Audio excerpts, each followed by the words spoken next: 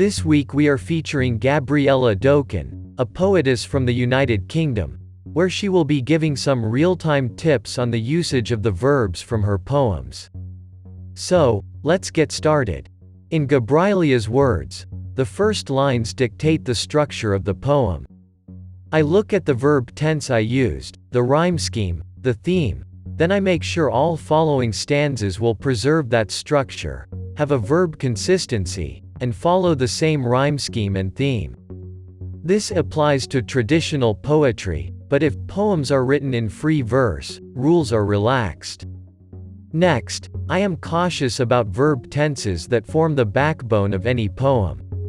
So, what is a verb tense? Verb tense refers to when the action in a sentence takes place, whether it happened in the past, is happening in the present, or will happen in the future. Present tense. I find a stretch of sand. Past tense. I found a stretch of sand. Future tense. I will find a stretch of sand. For example, in my poem, A Date with the Sea, I used past tense. Because I started with the past tense in the first stanza, then I made sure all verbs in the poem were in the past tense. And this is called verb consistency. Please see the verbs in bold letters in my poem that highlight this consistency. A date with the sea. I found a stretch of sand long as a piece of string, and from seashells I found, made a necklace and a ring. The waves played a song with smooth, rhythmic beat. I started singing along, while dancing in bare feet.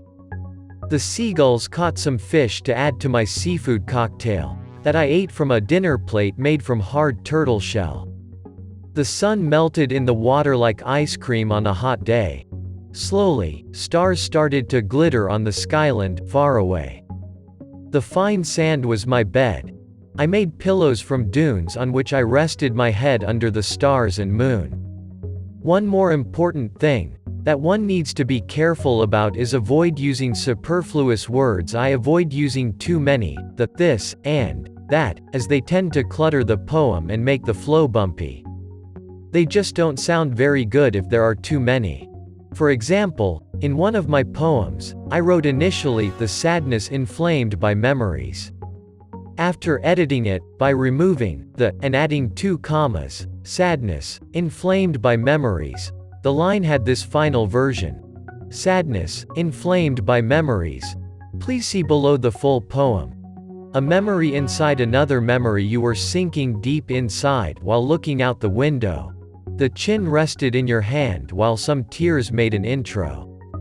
Your thumb was covering the mouth, like a wax seal an envelope, to keep words enclosed.